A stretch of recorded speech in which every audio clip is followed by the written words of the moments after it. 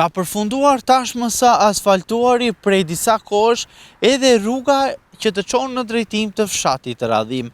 Por siç mund ta ndiqni nga pamjet, ky projekt tashmë është me një sër anomalish i cili është vendosur në funksion për banorët e zonës. Në zonë është hedhur vetëm një shtresë asfalti e gjerësisë minimale, por siç mund ta ndiqni, mungon pjesa e ndryshimit rrugor. Banorët shpeshherë kanë kërkuar gjithashtu edhe bariera mbrojtëse, të cilat mungojnë në këtë segment rrugor, kanalet kulluese gjithashtu, por edhe fortifikimi i rrugës. Thjesht shtresë asfalti për gjithë banorët, të cilët tashmë mund t'i gëzojnë këtij projekti, por pjesërisht. Gjithë ky segment rrugor, nga hyrja e tij pranë rrugës nacionale të Bregdetit, Vlorë Radhim Orikum dhe deri në qendër të fshatit, është mbushur në të gjithë gjatësinë e tij me një shtresë çakëlli. Sipër çakëllit është hedhur ngjitësi e asfaltit dhe më pas një shtresë fareoll asfalti dhe vetëm kaq.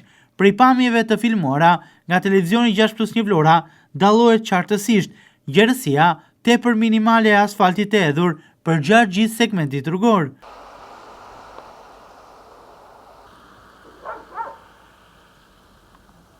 Në pjesët anësore të segmentit rrugor të rihabilituar tashmë, mungojnë trotuarët, vende se ku mund të kalojnë këmbësorët, të cilat në rast se nuk kanë një automjet, do të duhet të ecin aty mes makinave apo në pjesët anësore me çakëll. Mungon gjithashtu edhe vendet e posaçme për vendosjen e ndryshimit rrugor. E përjedhoj, e gjithë rruga nuk ka ndryshim, duke u zhytur përgjatë mbrëmjes në errësirë totale në një segment të rrezikshëm për të kaluar në mbrëmje. Vlen të theksohet fakti se në relacionin e projektit, të gjitha këto komponentë të realizimit të tij ishin të parashikuar për të realizuar.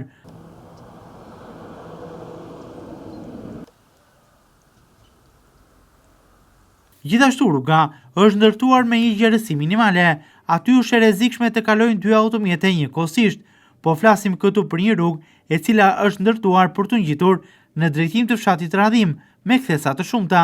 Dy automjete që shkëmbehen në malore dhe në kthesat e shumta në të janë një sfidë më vete për çdo drejtues automjeti. Pavarësisht se u kërkua zgjerimi i këtij segmenti nga banorët e fshatit Radhim, kjo kërkesë e tyre me sa duket nuk është dëgjuar, duke shkuar në vesh shurdhët.